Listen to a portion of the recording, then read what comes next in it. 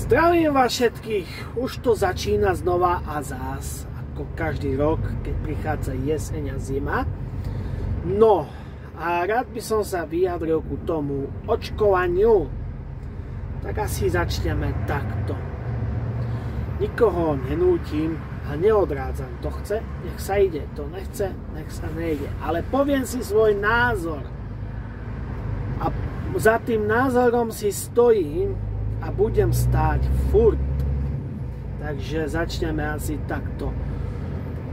Bol som prijebaný kokot, ojebaný masmediálnou propagandou a nechal som sa zajebať hneď všetkými 3 dávkami, ktoré boli dostupné.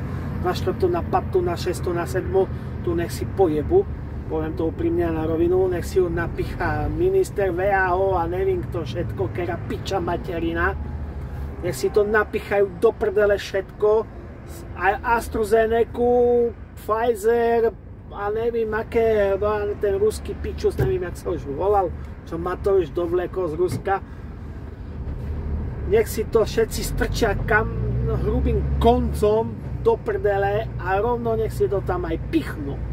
Takže tak, poviem vám, niečo sa stalo. Takže začneme takto. Mal som covida, ako veľa z nás. Ja sa nepriznám, ako ja trpím chronickou bronchitidou, astma. Ja som mal ťažký covid. Nepopieram to. A čo sa týka, ja som bol aj v nemocnici 2 týždne na kyslíku a skoro ešte mesiac doma. Nebudem tu hovoriť priebeh svojej choroby covidovej. Proste bol som na tom zle. Možno keby som starší, tak by som to asi ani nedal, kto vie. Ale tak, teraz sa vrátime k pointe. Dobre, verejne to propagovali všetky médiá a neviem, nemédiá, reklamy a pičoviny na Facebooku a na iných sociálnych sieťach. Tak si hovorím ja, astmatik, trpíci chronickou bronchitidou, tak hovorím, dám si tú dávku. Tak som sa išiel zaočkovať. Dobre, išiel som normálne do nemocnice, objednal som sa cez tej formuláre, čo dávali. Dobre teda, OK. Prvá dávka, jebol som to do seba. No tá sestrička mi to pichla. Odišiel som pohodička, nič, klídeček. 2 dní som cítil rameno, že ma to boli. OK, však to som mal aj po tetanovke. Takže bral som to v pohode. Potom vymysleli, 1 dávka nestačí, musíte ísť na 2. Tak ešte, dobre, ešte ja kokos prostý som sa nechal ojebať 2 dávkou. Tak hovorím, jebnem si aj tu. Takže, dobre, znova registračný formulár pičoviny, došiel som na dátum, na ktorý som bol objednaný, pichol som si to a nič. Ako odišiel som a boha, a za 2 dní som mal horúčku, pomaličky, triažka, bolenie ma svaly kĺby. No, cítil som to asi také 3-4 dní. Hovorím si, OK, bol som v klidovom režime, OK, dobre. Hovorím, už jebem na to, už si celú tú covid aféru nedám, tú vakcínu, neviem čo všetko. Mám to piči, už si nedám. A začal, dobre, jazdím na kamionom do Itálie, tam im to jebe ešte dobre, že ne doteraz tým z toho.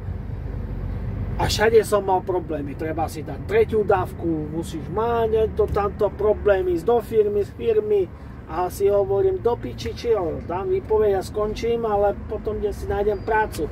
Jebali s tým certifikátmi a neviem čo.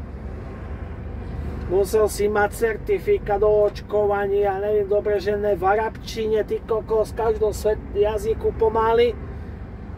QR kódy, keby neviem čo. Hovorím si, áno, hovorím si, dobre, teda OK. Zase som sa nechal ojebať. A tak klasika objednal, normálne registračný formulár, 3. dávka, nakrúsal som tam na termín, ktorý som mal. Jebla mi to sestrička, odišiel som domov za 2 dní. Už som cítil rameno, kľúby, svaly, všetko ma bolelo, celé telo. Cítil som sa, ako keby mám 100 rokov. Úplne piči. Za 3 dní znova horúčky a koko, 38, pomaly 39. Do toho kašel, úplne hotový. A úplne ma to tak zložilo, že týždeň som bol piči. Ja som nebol schopný stať z postele. Jednoducho hotový som bol. Týždeň piči, na lôžku, pripútaný jak nejaký invalid. Hotový som bol.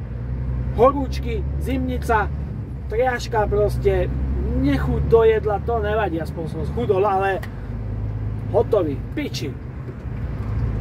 Teraz keby si dal 4. dávku, čo by to so mňou urobilo? Keď to išlo od 10 ku 5 a málo to klesajúcu tendenciu, neviem, čo by to unilo. A teraz už vymýšľajú 4. dávku. Nech si ju do piče napichajú a pojebu si ju hrubým koncom. Žiadnu 4. dávku si ja nedám.